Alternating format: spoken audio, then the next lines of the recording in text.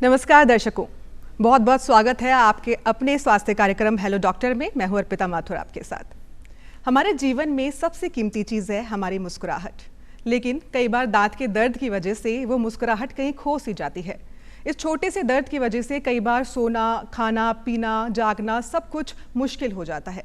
ऐसे में जब ये दर्द गंभीर हो जाता है, जब हम जाते हैं डॉक्टर के पास और डॉक्टर के द्वारा सलाह दी जाती है रूट कैनल ट्रीटमेंट के लिए।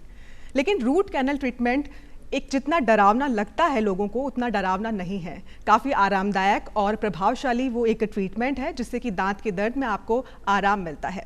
इसी पर आज हम चर्चा करेंगे, रूट कैनल ट्रीटमेंट आखिर होता क्या है, क्या कुछ उसके पीछे इतनी भ्रांतियां छिपी हुई है, क्यों लोग उससे डरते हैं और उसके पीछे जो है उपचार किस तरीके से किया जाता है और खासकर हमारी मुस्कुराहट को हम दैनिक जीवन में किस तरीके से बरकरार रख सकते हैं दांतों के स्वास्थ्य का ख्याल रखते हुए। और इसीलिए हमारे साथ आज चर्चा में है डॉक्टर ललित लिखियानी, आचार्य हैं दंत रोग विभाग RUHS जयपुर से। बहुत बहुत स्वागत है आपका डॉक्टर साहब जी। तो डॉक्टर साहब से हम चर्चा करेंगे, लेकिन हमारे दर्शकों से हमारा निवेदन है, क्योंकि दंत रोग जो है हर घर में आमतौर पर पाया जाता है, तो ऐसे में आप या आपके आसपास में कोई भी दांत के दर्द से पीड़ित है तो आप हमसे सवाल कर सकते हैं, डॉक्टर साहब से जान सकते हैं क्या कुछ उपचार किया जाए, इलाज किया जाए। और हमारा नंबर हम आपको बता देते हैं, हमारा नंबर है 0141270499, 0141270498। तो आप हमें तुरंत कॉल कर सकते हैं और डॉक्टर साहब से सीधी बात भी कर सकते हैं। तो चलिए अब चर्चा की शुरुआत करते हैं। तो डॉक्टर साहब, सबसे पहले हम यही जानना चाहते हैं, क्योंकि आमतौर पर दांत का दर्द एक ऐसा दर्द है जो हर घर में, हर आयु वर्ग में पाया जाता है। सबसे पहले ये बताइए कि दांत दर्द और जो इन्फेक्शन दांतों में होता है उसके पीछे का मुख्य कारण क्या है और किन लोगों में सबसे ज़्यादा तादाद में पाया जाता है? बिल्कुल मैम, इसमें ज़्यादा मैं बताने से पहले एक बार आपको दांत की संरचना बहुत संक्षिप्त में बताना चाहूँगा। बिल्कुल। कि दांत के दो हिस्से होते हैं, एक तो होता है क्राउन जो हमें दिख रहा होता है, जो हमें चबाने में मदद करता है, और दूसरा पोर्शन होता है रूट जो कि हमारी हड्डी के अंदर छुपा हुआ होता है। और जो हमारा क्राउन पोर्शन होता है, इसकी 3 परतें होती हैं। सबसे बाहरी हार्ड परत होती है जिसको कि हम इनामल बोलते हैं, और उसके बाद होती है थोड़ी सॉफ्ट लेयर होती है जिसको कि हम डेंटिन बोलते हैं, और सबसे अंदर की जो लेयर होती है वो डेंटिन पल्प बोलते हैं उसको। तो ये जो पल्प है यही दांत की नस होती है, इसी में दांत का ब्लड सर्कुलेशन और नर्व सप्लाई होती है। तो जब किसी भी वजह से हम दांत की दूसरी लेयर डेंटिन या फिर नस तक पहुंच जाते हैं, तब हमें कुछ ना कुछ शिकायत होने लगती है। तो अब हम देखते हैं कि क्या क्या शिकायत हो सकती है, किन सिचुएशंस के अंदर ये दूसरी और तीसरी लेयर खुल जाती है। तो इसका सबसे पहला और सबसे कॉमन रीज़न जो है डेंटल कैविटी, जिसको कि हम दंत क्षय या फिर आम लोग इसको जो बोलते हैं दांत में कीड़ा लगना। जी। तो जब भी इस तरह के कुछ होता है तो आप कैसे देख सकते हैं, दांत पे हल्का सा एक काला निशान दिखेगा या फिर एक गड्ढा दिखेगा जिसके अंदर की कुछ ना कुछ खाना फंसने की शिकायत रहेगी। दूसरा इसका मेन कारण होता है दांत का टूट जाना। दांत अब 2-3 वजह से टूटता है, या तो कोई ट्रॉमा हो जाए, एक्सीडेंट हो जाए खेलते हुए, या कई बार ऐसा भी होता है कि हम कुछ खा रहे होते हैं, अचानक से कोई हार्ड चीज़ हमारे दांत के बीच में आती है और दांत चिप ऑफ हो जाता है, टूट जाता है। तो हमारी जो दांत की सेकंड लेयर या नस अगर खुल जाती है तो भी हमें डेंटल पेन हो सकता है ऐसी सिचुएशंस के अंदर। तीसरी शिकायत होती रहती है कि जब हम दांत घिसते हैं, यानी कि कई पेशेंट्स होते हैं जो बहुत उनकी डाइटरी हैबिट्स ऐसी होती हैं कि वो बहुत हार्ड चीज़ें खाते हैं, जैसे कि सुपारी या फिर पान मसाला, बार बार दिन में हर बार वो दांत घिसते ही रहते हैं। कई पेशेंट्स को इतना स्ट्रेस होता है कि वो रात को दांत घिसते रहते हैं। तो इसमें पहली परत बहुत जल्दी गायब हो जाती है दांत की, और जो दूसरी लेयर है वो फिर आपस में कांटेक्ट होके इतना घिस जाती है कि सेंसिटिविटी की शिकायत रहने लग जाती है। तो ये 3 मुख्य कारण हैं। इसके अलावा एक चौथा कारण है कि जब हम किसी मरीज़ के अंदर मसूड़ों की प्रॉब्लम की वजह से, इन्फेक्शन की वजह से दांत की नस प्रभावित होने लगती है, उन सिचुएशंस में भी दांत के अंदर दर्द आ सकता है। बिल्कुल। कई बार हम देखते हैं कि चोट लगने से दांत हल्का सा रंग बदलने लगता है। पहले शुरुआती स्टेज में वो हल्का गहरा पीला होता है, फिर वो नीला या काला होने लग जाता है। तो इन सब सिचुएशंस के अंदर भी दांत में के ऊपर मवाद बनने लगती है, या तो वो स्वेलिंग बन जाएगी या फिर वो स्वेलिंग फट के वहाँ से हल्का हल्का एक फुंसी बन जाती है, जो कि वहाँ से मवाद धीरे धीरे निकलती रहती है। तो ये सब सिचुएशंस हैं जहाँ पे मरीज को दांत की दर्द या शिकायत रह सकता है। बिल्कुल, दांत दर्द के कारण आपने बताएं डॉक्टर साहब, लेकिन अगर उपचार की बात करते हैं, क्योंकि ज़्यादातर मरीज घर पे ही कुछ दवाइयों से, पेन किलर्स लेकर ही ठीक होने की कोशिश करते हैं, डॉक्टर के पास जब जाते हैं जब दांत का दर्द बहुत गंभीर हो जाता है, तो ऐसे में डॉक्टर की तरफ से क्या कुछ ट्रीटमेंट प्रक्रिया होती है दांत दर्द के लिए? ऐसे में जो इलाज होता है वो डिपेंड करता है कि हम किस स्टेज पे डेंटिस्ट के पास जा रहे हैं। जी। सबसे अच्छा तो ये है कि हम रेगुलर चेकअप कराते रहें ताकि ये सब सिचुएशन ही नहीं आए। वो डेंटिस्ट हमें समय समय पे बताते रहेंगे किस दांत में कैविटी हो रही है कि नहीं हो रही, क्योंकि डेंटल कैविटी या दांत का जो कीड़ा है ये एक साइलेंट डिजीज़ है। जब तक कि दर्द नहीं होता तब तक पेशेंट भी नहीं जाते और तब तक सिचुएशन बिगड़ चुकी होती है। और इसके अंदर फिर डिपेंड करता है कि हम किस स्टेज पे पहुंचे। अगर ऐसा है कि मीडियम साइज की कैविटी है तो उसको हम फिलिंग से या फिर इसको जिसको हम बोलते हैं रेस्टोरेशन, रीस्टोर करना, दांत में जो क्षय हुआ उसको वापस से हम बिल्डअप कर देते हैं। तो बहुत ही उन्नत किस्म के मटेरियल्स आते हैं जिससे कि वापस से फिलिंग हो जाती है। इससे भी अगर हम देर हो जाते हैं, कुछ हम नेग्लेक्ट कर देते हैं, लापरवाही कर देते हैं, तब अगली स्टेज जो दर्द वाली आती है उसके अंदर हमें फिर रूट कैनाल ट्रीटमेंट करना पड़ता है। और उसके बाद भी अगर हम इस स्टेज पे भी नहीं मिल पाते तो हमें कई बार फिर दांत की सर्जरी करनी पड़ती है या फिर दांत निकलवाना पड़ जाता है। तो ये एक सीक्वेंस ऑफ इवेंट्स है जो हमें रखना पड़ता है। जी बिल्कुल डॉक्टर साहब, रूट कैनल ट्रीटमेंट की आपने बात करी है क्योंकि इसी पर हमारा विषय है, तो उससे पहले हम बता दें हमारे साथ कोई दर्शक भी जुड़ चुके हैं, तो एक बार उनसे हम सवाल ले लेते हैं फिर चर्चा शुरू करेंगे वैसे। जी हेलो। नमस्ते। नमस्ते, सवाल कीजिए अपना। जी हाँ, सवाल ये है, मेरा जो लेफ्ट साइड में जो ऊपर की साइड है दांतों की, जी, तो उसमें झाड़ की तरफ 2 दांत निकले हुए थे, जिसमें आरसीटी करवाई तो आरसीटी का थोड़ा आधा दांत कटा हुआ है, बीच में आधा दांत कटा हुआ है, साइडों में 2 दांत निकले हुए हैं। तो ब्रिज बेस्ट रहेगा या इम्प्लांट बेस्ट रहेगा? जी डॉक्टर साहब,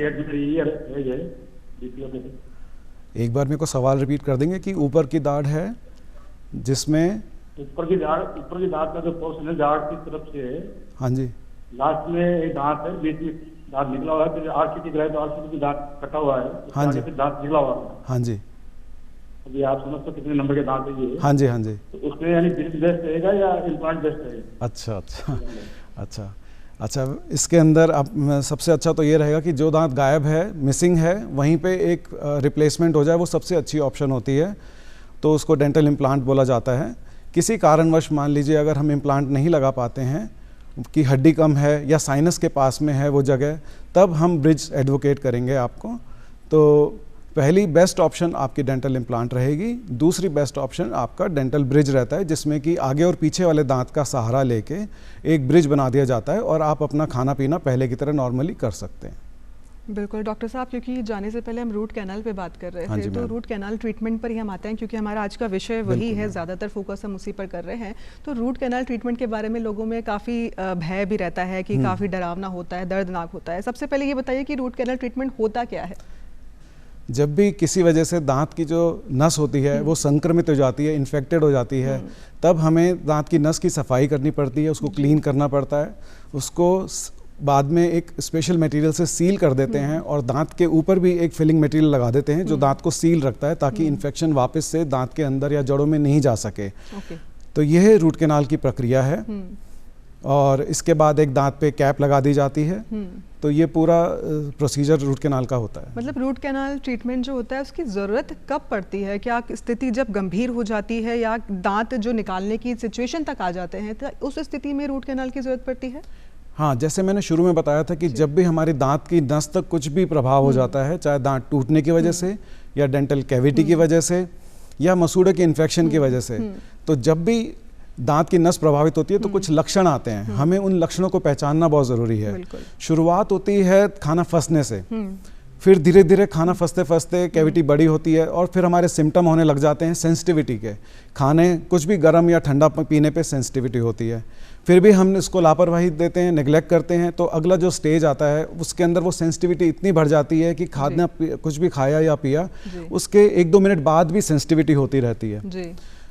फिर भी हम कुछ दवाई ले लिया, कुछ घरेलू उपचार कर लिया, नेग्लेक्ट कर दिया, तब ये सेंसिटिविटी बढ़ के अपने आप दर्द होने लग जाता है। तब हमें बिना खाए पिए भी दर्द रहेगा और इतना दर्द बढ़ जाता है कि हमारे सर में, कान में और नीचे इस तरफ वो पूरा दर्द रेडिएट कर सकता है कि रात की नींद भी उड़ जाती है और हम अपना सारा काम छोड़ के बस दांत के बारे में ही सोचते रहते हैं। मतलब दांत का दर्द ऐसा है कि सिर्फ दांत तक सीमित नहीं रहता है, वो हमारे फेस पे अलग इफेक्ट करता है जी। डॉक्टर साहब, हमारे साथ एक कॉलर भी जुड़ चुके हैं, हरियाणा से एक कॉलर है, उनका सवाल पहले ले लेते हैं। हेलो डॉक्टर साहब, नमस्कार जी, सवाल कीजिए अपना। मेरा सवाल ये सर, मेरे दोनों साइड की जो दो एक जाड़ है उनमें पानी पीता हूँ तो झंझनाहट होती है जी। कितने दांत हैं? झंझनाहट होती है, सेंसिटिविटी का बहुत बड़ा। हाँ जी, तो इसके लिए मैं आपको ये सुझाव देना चाहूँगा कि एक बार अपने डेंटिस्ट से मिलके एक बार चेकअप कराएं, क्योंकि हमें ये देखना पड़ेगा कि दांत में सेंसिटिविटी क्यों है। क्या दांत घिसने की वजह से सेंसिटिविटी है, या फिर मसूड़ा नीचे जाने की वजह से सेंसिटिविटी है, या फिर कोई डेंटल कैविटी या कीड़ा लग गया है दांत में।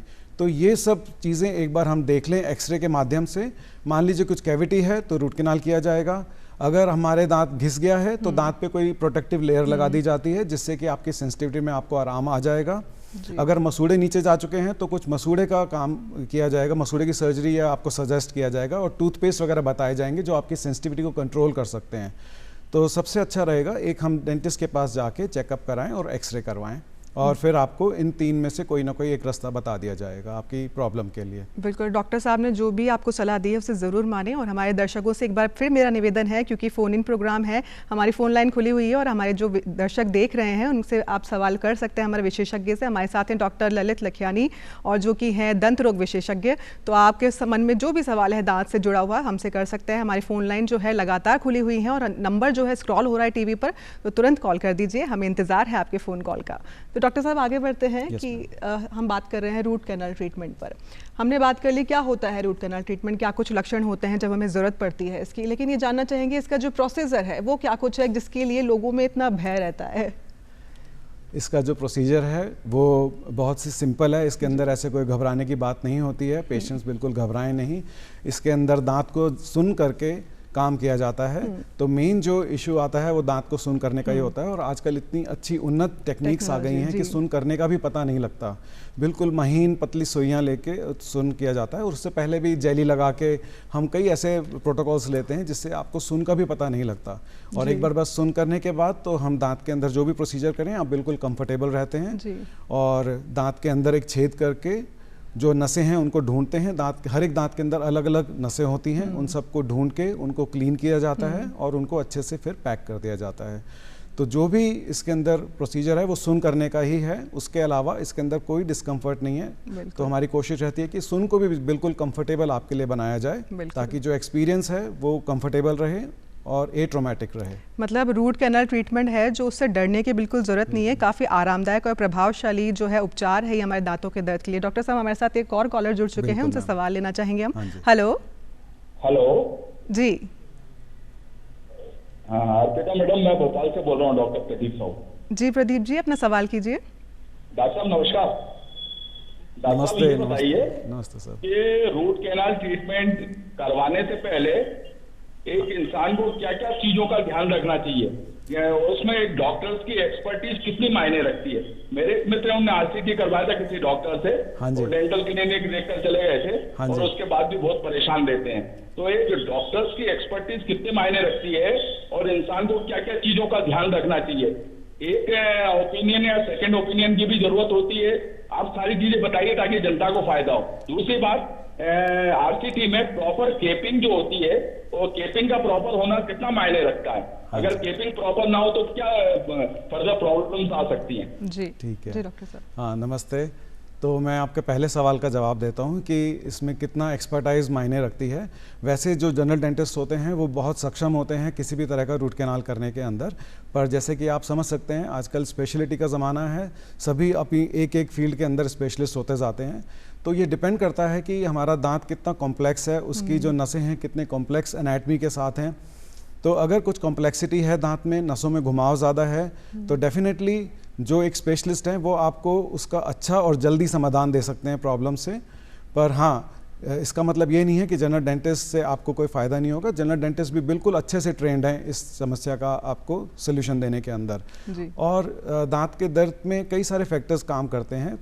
तो ये जो ट्रीटमेंट है बहुत अच्छे से किया जाना चाहिए, इसमें कोई जल्दीबाजी नहीं करनी चाहिए, ये मेरा इसमें कहना है। और आपका दूसरा सवाल क्या था? जी वो कैप से रिलेटेड जो सवाल था वो कर रहे थे, लेकिन मैं आगे सवाल करना चाहूँगी डॉक्टर साहब, क्योंकि रूट कैनल ट्रीटमेंट की हम बात कर रहे थे। सबसे पहले ये बताइए कि जिस तरीके से ट्रीटमेंट होता है उसके बाद जो प्रोसीजर होता है कितने समय तक का होता है? क्या मरीज जो है, मरीजों में कई बार भ्रांतियाँ होती हैं कि बहुत लंबा दर्दनाक ट्रीटमेंट होता है और काफ़ी दिन तक हमें एडमिट रहना पड़ता है दांत का ख्याल, तो ऐसा क्या कुछ सच है या सच्चाई है, या फिर ये एक भ्रांति है? कितने दिन तक एडमिट रहते हैं और क्या कुछ समय से पहले ही छुट्टी मिल जाती है, और उसके बाद क्या कुछ प्रोसीजर होता है रिकवरी का, वो भी जानना चाहते हैं। अर्पिता, ये बहुत ही अच्छा सवाल है। इसमें मैं ये कहना चाहूँगा कि ये जो प्रोसीजर है 30 मिनट से लेकर 45 मिनट का लगभग रहता है। तो ये दांत पे डिपेंड करता है कि कितना कॉम्प्लेक्स है। अगर आगे वाले दांत हैं जिनकी जड़ें से एक ही होती हैं, उनमें तो ये कम सेटिंग्स के अंदर हो जाएगा, यानी एक सेटिंग में भी हो सकता है। जैसे जैसे हम पीछे दाढ़ों की तरफ जाते हैं, वहाँ पे जड़ों का नंबर बढ़ता जाता है, नसों का नंबर भी बढ़ता जाता है, तो वो ट्रीटमेंट टाइम थोड़ा सा हमारा इंक्रीज हो जाता है। पर ये हमारा लगभग 1 से 2 विजिट के अंदर लगभग नॉर्मल दांत हम रूट कैनाल पूरा कर लेते हैं परमानेंट फिलिंग के साथ। जी। मान लीजिए दांत में इन्फेक्शन ज़्यादा है, या फिर दांत में वही जो मैं बात कर रहा था कॉम्प्लेक्सिटीज़ हैं, कुछ एक्स्ट्रा जड़ है, एक्स्ट्रा नर्व है, कैल्सिफिकेशन है, पतली नसें हैं, रुकावट है कोई, या कुछ और प्रॉब्लम है दांत की नस की, तो हमें इसमें थोड़ा सा ज़्यादा समय देना पड़ता है। तो फिर भी 3 से 4 सेटिंग्स के अंदर ये अच्छे से काम पूरा किया जा सकता है। जैसे अभी हमारे श्रोतागण पूछ रहे थे कि स्पेशलिस्ट का क्या रोल आता है। स्पेशलिस्ट के पास ये जो कॉम्प्लिकेटेड केस होते हैं उनसे डील करने के लिए काफ़ी उन्नत किस्म के गैजेट्स होते हैं, जैसे कि माइक्रोस्कोप, क्योंकि नस बहुत महीन और बारीक चीज़ होती है, उसको अच्छे से ढूंढना ताकि कुछ मिस नहीं हो जाए। मिस नहीं होगा तो आपका ट्रीटमेंट लंबे समय तक चलेगा। तो वो माइक्रोस्कोप या डेंटल लूप्स की मदद से और हम नए इंस्ट्रूमेंट की वजह से वो काम प्रिसाइजली और प्रिडिक्टेबली कर सकते हैं। ट्रीटमेंट तो हो जाता है, लेकिन उसके बाद जो रिकवरी प्रोसेस के टाइम पे ध्यान रखने की जो बातें हैं, क्या कुछ होती हैं? वो कुछ खास इसमें ध्यान नहीं रखना होता है। ये बिल्कुल सेफ प्रोसीजर है। ज़्यादा से ज़्यादा इसके अंदर जो हमने दांत को सुन्न किया था, उसकी वजह से हम 2-3 घंटे का मरीज को परहेज बताते हैं सुन के लिए, कि आपको ज़्यादा लंबी बातें नहीं करनी है, कुछ 2-3 घंटे तक खाना पीना नहीं है, ताकि आप अपने बात करते वक्त या कुछ खाते वक्त आप अपना जो गाल और दांत सुन है उसको चीक बाइटिंग या टंग बाइटिंग ना कर लें। बाकी ऐसा कोई खास परहेज नहीं है। आपको 2 दिन की दवाई दी जाती है, तो वो आप दवाई लें, बस। इसके अलावा आप अपनी दिनचर्या नॉर्मल तरीके से चालू रख सकते हैं, किसी भी तरह का कोई उसमें रुकावट नहीं आएगी। जी, हमारे साथ एक और कॉलर जुड़ चुके हैं फोन लाइन पर, उनका सवाल हम लेना चाहेंगे। लगता है उनसे संपर्क नहीं हो पा रहा है, तो हम आगे बढ़ते हैं, चर्चा को आगे करते हैं हम। डॉक्टर साहब, अगला सवाल मेरा ये है कि अगर आपने जिस तरीके से बताया था, क्योंकि दांत का जो इफेक्ट होता है वो हमारे फेस पर भी होता है, तो हम यही जानना चाहते हैं किस तरीके से दांत का दर्द न केवल दांत तक सीमित रह के हमारे फेस पर भी इफेक्ट करता है। हाँ जी मैम, जब भी दांत का दर्द रहता है तो उसकी जो स्टेजेस हैं, अगर उसमें ऐसा इन्फेक्शन आ गया कि मवाद बनने लग गई, सूजन आने लग गई है, या फिर कई बार क्या होता है कि मवाद तो निकल गया लेकिन मवाद फट के वहाँ पे एक फुंसी बन जाती है, जो भी दांत है उसके आसपास एक फुंसी बन जाती है छोटी सी। तो उस सिचुएशन में क्या पेन नहीं होता, पर धीरे धीरे वहाँ से हल्की हल्की मवाद निकलती रहती है। तो पेशेंट ज़्यादातर कंप्लेंट करते हैं कि कुछ खराब टेस्ट आ रहा है, बदबू आ रही है, तो वो कंप्लेंट करते हैं। कई बार ये जो मवाद होती है दांत के आसपास से नहीं निकल के हमारे जबड़े से निकलती है, या तो यहाँ सामने चिन से निकलेगी, या इधर जबड़े से यहाँ साइड में से निकलेगी, या फिर आंख और नाक के बीच में यहाँ से निकलती है। तो ऐसी सिचुएशन में कई बार हमने देखा है कि मरीज जो हैं स्किन स्पेशलिस्ट के पास या जनरल फिजिशियन के पास या जनरल सर्जन के पास महीनों महीनों जाते रहते हैं, और वहाँ पे कोई ना कोई ट्यूब लगाते रहेंगे या बहुत लंबे समय तक एंटीबायोटिक्स खाते हैं। तो ऐसे में मेरा सुझाव ऐसे पेशेंट्स को ये रहेगा कि एक बार अपने डेंटिस्ट को अवश्य मिलें, ताकि वो ये देख सकें कि कोई डेंटल प्रॉब्लम की वजह से ये फुंसी तो नहीं बन रही है जो फेस पे बन रही है। तो वो अपने डेंटिस्ट से मिलके इस समस्या से जल्दी निदान पा सकते हैं। बिल्कुल डॉक्टर साहब, क्योंकि ऐसा माना जाता है जब हम जागरूकता कार्यक्रम चलाते हैं तो उसके पीछे कुछ भ्रांतियां भी जुड़ी हुई रहती है। ऐसा ही रूट कैनल के साथ भी है। कई बार ऐसा माना जाता है कि रूट कैनल के बाद दांत जो है पूरी तरह से सुरक्षित नहीं रहता है। क्या ये सच है, या फिर उसके बाद जैसे अगर रूट कैनल ट्रीटमेंट होने के बाद अगर वापस से कोई लक्षण नजर आते हैं तो उस केसेस में भी क्या करना चाहिए? आपके 2 सवाल हैं, इसमें मैं पहले बात करूंगा प्रोटेक्शन की, भाई दांत को कैसे बचाया जा सकता है रूट कैनाल के बाद। तो ये एक भ्रांति है कि रूट कैनाल के बाद दांत कमज़ोर हो जाता है और दांत टूट जाता है। तो ये जो भ्रांति है, इसके अंदर बेसिकली ये है कि जो आपका दांत है वो डेंटल कैविटी से ही 30 से 40% कमज़ोर हो चुका होता है। बचा खुचा 10 से 20% रूट कैनाल का जो हम छेद करते हैं उससे भी उसकी क्षति थोड़ी तो होती ही है।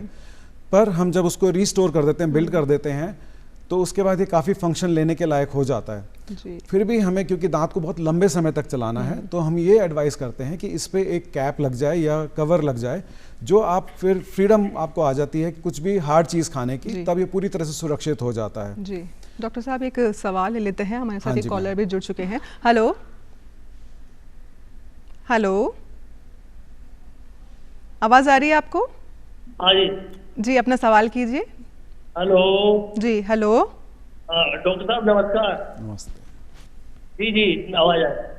जी, सवाल कीजिए अपना। डॉक्टर साहब को नमस्कार। नमस्ते सर, नमस्ते। जी मैं कोटा से बोल रहा हूँ और मेरी उम्र 67 है।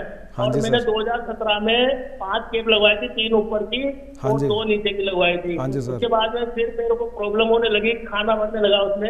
अभी हाँ। 2024 में फिर 2 ऊपर की कैप लगवाई है। हाँ जी सर। अब फिर भी मेरे को दांतों में जगह बन गई और खाना थोड़ा सा भी कुछ खाता हूँ तो मेरे को चेंज नहीं पड़ता, और उसमें वो लगाना पड़ता है, चीनी लगाना पड़ता है सर। हाँ जी। तो इसके लिए अभी मैं क्या करूँ सर? हाँ जी सर, आपकी समस्या है कि आपने जो कैप लगाई है और वहाँ पे खाना फंस रहा है। ये बहुत ही अच्छी बात है कि आप अवेयर हैं, खाना फंसने की शिकायत आप नोट कर रहे हैं, क्योंकि ये आपकी दिनचर्या को प्रभावित कर रही है। तो इसमें मेरा आपको सुझाव ये रहेगा कि एक बार अपनी जो कैप्स हैं इनको चेक कराएं, क्योंकि जब कैप बनेगी या बनती है तो कॉन्टैक्ट अच्छे से टाइट होना चाहिए, जहाँ पे कुछ फंसे नहीं। तो कहीं ना कहीं कुछ ना कुछ कमी है आपकी कैप के अंदर, जो खाना वहाँ फंस रहा है बार बार। तो इसको बहुत लंबे समय तक नेगलेक्ट नहीं करें और एक बार ओपिनियन ली जाए अपनी कैप के बारे में, और ये कैप रिप्लेस करवाई जाए एक्सरे करवा के, क्योंकि इस पे बहुत लंबे समय तक खाना फंसता रहा तो वापस से दांत में कैविटी होने की संभावना बहुत ज़्यादा है, क्योंकि जो बैक्टीरिया है उसको ये नहीं पता कि दांत में रूट कैनाल हो गया है, इस पे कैप लगी हुई है। उसको जहाँ भी खाना फंसा हुआ दिखेगा वो वहाँ पे वापस से क्षति पहुँचाना चालू करेगा। तो आप एक बार कंसल्ट करें और अपनी कैप बदलवाने की तैयारी करें। बिल्कुल डॉक्टर साहब, एक और कॉलर हमारे साथ है, उनका भी हम सवाल लेना चाहेंगे। Hello hello. हेलो जी, क्या नाम है आपका और अपना सवाल कीजिए। हेलो। हाँ मैं सुरेश बोल रहा था सापुरा से। जी हाँ मैं ये पूछ रहा था कि जैसे ब्रश वगैरह दांतों की केयर के लिए हमको ब्रश वगैरह कब करनी चाहिए, खाने के कितने टाइम बाद, या मॉर्निंग में एक बार कर ले तो वो चल जाएगा? डेंटल हाइजीन के बारे में हम ओवरऑल बात कर रहे हैं वो। जी नहीं, बिल्कुल सही है। उसके बारे में। हाँ जी, जहाँ हमारे दांत में हाँ नमस्ते। सबसे पहले अगर दांत पे कैप लगी हुई, आप यही पूछ रहे हैं, दांत पे कैप लगी हो तो सफाई का कैसे ध्यान रखें? नहीं, dental hygiene, overall dental hygiene जैसे हम रोज की दैनिक दिनचर्या में। बिल्कुल बिल्कुल। तो इसमें मेरा कहना ये रहेगा कि दांतों की 2 बार आप दिन में सफाई करें, एक बार सुबह के टाइम और एक बार रात को जब सब कुछ आपने खा पी लिया है, कुल्ला कर लिया, उसके बाद एक बार ब्रश करके ज़रूर सोना है। सबसे इम्पॉर्टेंट रात का ब्रश ही रहता है, चाहे आप कुछ भी कहें, पर रात का जो ब्रश है वो सबसे इम्पॉर्टेंट है, क्योंकि रात को जब हम खाना खाते हैं और अगर हमने ब्रश नहीं किया तो जो भी खाना है या उसके पार्टिकल्स हैं वो कहीं ना कहीं फंसे हुए रह जाएंगे, अनडिस्टर्ब पड़े रहते हैं रात को। और रात को क्या होता है कि हमारे जो प्रोटेक्टिव फैक्टर्स हैं वो कम हो जाते हैं, सलाइवा बनना कम हो जाता है, रात को हम कोई पानी कुल्ला नहीं करते, तो सब हमारे प्रोटेक्टिव फैक्टर्स कम हो जाते हैं और बैक्टीरिया इसका फ़ायदा उठाता है और वहाँ पे एसिड बनाना चालू करता है उस पर। तो रात का ब्रशिंग, रात की ब्रशिंग अवॉइड नहीं करें कैसे भी करके, कितने भी बिजी हैं पर आप करें एटलीस्ट 2 बार दिन में। बिल्कुल। 3 दिन आपने अगर लगातार रात को ब्रश कर लिया, आप चौथे दिन अपने आप नहीं सो पाएंगे बिना ब्रश किए। तो ये रखें, साल में 2 बार चेकअप कराएं डेंटिस्ट के पास, और 1 बार फुल माउथ एक्सरे ज़रूर करवाएं, ताकि जो भी साइलेंट डिजीज़ है डेंटल कैविटी जैसी वो आपको पता लगती रहे। और जो भी हमारी कुछ खराब आदतें होती हैं, जैसे कि ज़्यादा मीठा खाना, बार बार मीठा खाना, ये अवॉइड करें। फास्ट फूड वगैरह की वजह से बिल्कुल, फास्ट फूड भी एक तरह का कार्बोहाइड्रेट है, कार्बोहाइड्रेट है। और जो सोडा वाली ड्रिंक्स हैं, स्पेशली कोल्ड ड्रिंक्स हैं, बच्चे आइस टी बहुत पी रहे हैं आजकल, तो ये सब चीज़ें अवॉइड करें। इनके अंदर शुगर कंटेंट बहुत ज़्यादा होता है, तो ये जो शुगर कंटेंट है ये लगातार अगर 20 मिनट से ज़्यादा डाउन रहता है तो फिर कैविटीज़ बहुत फास्ट होती हैं। जी, एक और सवाल ये करना चाहते हैं। जी, अगला सवाल पूछिए अपना। जी यस सर। मैं ये पूछ रहा था सर कि ऊपर वाले दांत का आंखों से किस प्रकार से कनेक्टेड रहता है? एक्चुअली क्या है कि आंखों की नंबर को जो उनका वीकनेस वगैरह भी आ जाता है कि शरीर से? नहीं, ये अगर ऊपर वाले दांत में प्रॉब्लम रहती है तो सर? हाँ जी, हाँ जी। नहीं, ये एक सबसे कॉमन भ्रांति है, मिथ है कि दांतों के इलाज से या दांतों में प्रॉब्लम की वजह से आंखों पे कोई फ़र्क पड़ता है। बिल्कुल ऐसा नहीं है। तो इसमें मेरा कहना ये है कि साइंटिफिक जवाब दूंगा इसके लिए कि जो दांतों की नस होती है उसका नस का नंबर होता है 5, जो कि होती है ट्राइजेमिनल नर्व, और जो आंखों की होती है वो होती है ऑप्टिक नर्व, तीसरे नंबर की नर्व। तो दोनों का सप्लाई बिल्कुल अलग है। तो इसलिए दांतों के ट्रीटमेंट से आंखों पे कोई भी फर्क नहीं पड़ता है। निश्चिंत रहें, चाहे अक्कलदाढ़ निकलवानी है या कोई भी ट्रीटमेंट कराना है, आप आंखों के लिए आंखों के लिए जो ध्यान रख सकते हैं वो रखें, पर हाँ ऐसा नहीं है कि दांतों की वजह से आंखों में कुछ आपको प्रॉब्लम आएगी। बिल्कुल, ऐसा बिल्कुल डॉक्टर साहब अगला सवाल मैं आपसे लेना चाहती हूँ, क्योंकि दांत का दर्द ऐसा है कॉमनली हर घर में हम देखने को मिल सकता है, तो ऐसे में बच्चों में और बुजुर्गों में क्या कुछ अलग सावधानियां बरतनी चाहिए दांत के केसेस में, क्योंकि कैविटीज का सबसे बड़ा रोल जो बच्चों में बहुत ज्यादा होता है, तो ऐसे में उन दोनों में क्या कुछ सावधानियां बरतनी चाहिए? हाँ जी, इसमें दो एस्पेक्ट हैं आपकी बात के, कि पहला जो बुजुर्ग और बच्चे ध्यान रखें या बच्चों के लिए ध्यान में रखा जाए। कई बार हम देखते हैं कि घर में जो मदर्स होती हैं, माताएं होती हैं, वो अपने बच्चों को दूध की बोतल दे देती हैं और रात भर वो दूध की बोतल लगी रहती है, उसमें दूध में बहुत सारी चीनी भी होती है। तो फिर ऐसे बच्चों के अंदर ये देखा जाता है कि जो सामने के छेद आते हैं वो एक साथ पूरे खराब होते हैं, काले हो जाते हैं। तो ये वाली जो आदत है ये आप बंद मतलब नहीं करनी चाहिए उस बच्चों में।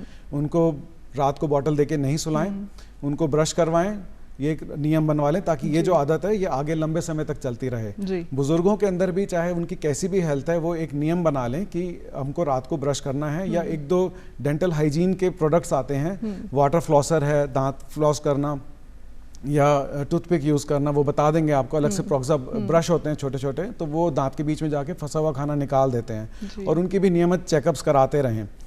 बाकी डेंटिस्ट के पॉइंट ऑफ व्यू से जब हम ट्रीटमेंट करते हैं तो हम उनकी रूट कैनाल के अंदर कुछ ऐसे मटेरियल यूज़ करते हैं बच्चों में जो दांत गिरने के साथ ख़त्म हो जाएगा। अच्छा। क्योंकि हमें वो दूध के दांत पे रूट कैनाल करी है, तो वो उतना ही चले जितना कि वो दांत चलने वाला है। ठीक है। जबकि हम जब एडल्ट पेशेंट में या बुजुर्ग में रूट कैनाल करते हैं तो वो मटेरियल अलग तरह के होते हैं जो लंबे समय तक चलने वाले होते हैं। ठीक है। और दोनों ही केस में सिटिंग्स हम छोटी रखते हैं, क्योंकि बच्चे भी बहुत ज़्यादा चेयर पे नहीं समय दे पाते, और बुजुर्ग जो होते हैं वो भी अपने किसी न किसी हेल्थ इशू की वजह से लंबी सिटिंग्स नहीं दे पाते। तो ये हम उनके लिए कोशिश करते हैं कि सिटिंग्स छोटी से छोटी हों और काम फास्ट से फास्ट हो, ये हम ध्यान रखते हैं। वैसे डॉक्टर साहब, आपने जो दैनिक दिनचर्या है उसमें 2 बार ब्रश करने की आदत जो आपने बताई है, लेकिन हम अगर ओवरऑल ओरल और डेंटल हेल्थ की अगर हम बात करते हैं, हाइजीन की अगर हम बात करते हैं, हम चाहते हैं कि हमारे दर्शक जो आपको देख रहे हैं वो ये जाने, आप एक उनके सलाह दें या टिप्स उनको दें कि किस तरीके से उनका खान पान होना चाहिए, क्या कुछ उनकी डेंटल और ओरल हाइजीन का उनको ध्यान रखना चाहिए, ताकि इस समस्या तक और रूट कैनल तक हम पहुँच ही नहीं सकें। बिल्कुल। तो इसमें सबसे पहले तो हम ध्यान देंगे प्रिवेंशन पे। प्रिवेंशन का ही एस्पेक्ट है इसमें। हम जो डेंटल हाइजीन के एड्स यूज़ करते हैं, यानी 2 बार ब्रश करना है, तो इसमें सबसे इम्पॉर्टेंट है ब्रश कैसे करना है। तो अपने डेंटिस्ट से जाके मिलें और वो आपको सही ब्रशिंग टेक्निक बताएंगे आपके लिए। कई बार हम देखते हैं कि ज़्यादा ब्रश करने के चक्कर में ज़्यादा ज़ोर से लगाते हैं, ज़्यादा हार्ड ब्रश यूज़ करते हैं, और फिर हम एक अलग डेंटल प्रॉब्लम का शिकार हो जाते हैं, जिसमें कि दांत घिसने लगता है और हम सेंसिटिविटी का शिकार हो जाते हैं। तो अपने डेंटिस्ट से मिलें, वो आपको एक मीडियम ब्रश सजेस्ट किया जाएगा आपको। बहुत ज़्यादा हार्ड भी नहीं, उससे दांत घिसते हैं, बहुत ज़्यादा सॉफ्ट नहीं, वो साफ़ नहीं कर पाते ब्रश। तो आपको एक ब्रश बताया जाएगा, टेक्निक बताई जाएगी, वो बहुत इंपॉर्टेंट है। उसके अलावा रेगुलर चेकअप्स पे रहें, साल में 1 बार dental full mouth dental checkup x-ray करवाएं जी। फिर हम जो ख़राब आदतें हैं, ज़्यादा मीठा खाना, बार बार खाना और सलाद कम खाना, ये सलाद ज़्यादा खाएं। या फिर हाइजीन के अंदर हम देखते हैं कि बहुत खुरदरे पेस्ट यूज़ करने लग जाते हैं, या पाउडर, टूथ पाउडर जो होते हैं खुरदरे, वो यूज़ करते हैं, और फिर हम देखते हैं कि दांत पतले हो गए। तो कुछ भी जो डिलीटीरियस और हार्मफुल हैबिट्स हैं इनको छोड़ें। स्पेशली सुपारी खाना, पान, सिगरेट, ये सब चीज़ों से कोई फ़ायदा नहीं है, ये सब नुकसान ही पहुँचाते हैं। तो डिलीटीरियस हैबिट्स छोड़ें, हेल्दी हैबिट्स अपनाएं, इससे वो अपना एक स्वस्थ डेंटल रख सकते हैं। क्योंकि हम अभी दांतों का ध्यान रखेंगे तभी दांत हमारा आगे ध्यान रख पाएंगे। बिल्कुल सही बात है। तो डॉक्टर साहब ने बहुत अच्छी और सरल भाषा में जो हमारे दर्शकों को ये सलाह दी है, मैं उम्मीद करती हूँ कि वो ज़रूर फॉलो करेंगे। हमारे साथ जुड़ने के लिए बहुत बहुत धन्यवाद आपका। Thank you. और दर्शकों ने जैसा कि सुना कि डॉक्टर साहब ने जो भी बोला है उनकी सलाह मानिए, टिप्स फॉलो कीजिए, अपने दांतों का ध्यान रखिए, और साथ में ये जो रूट कैनल ट्रीटमेंट है इससे डरने की भी आपको ज़रूरत नहीं है, क्योंकि मेडिकल साइंस ने इतनी तरक्की कर ली है कि सब कुछ आरामदायक और प्रभावशाली हो चुका है। तो ऐसे में देखते रहिए, साथ में जुड़ते रहिए हमारे साथ, स्वस्थ रहिए, मस्त रहिए और हंसते रहिए, अपनी मुस्कुराहट को बरकरार रखिए। नमस्कार।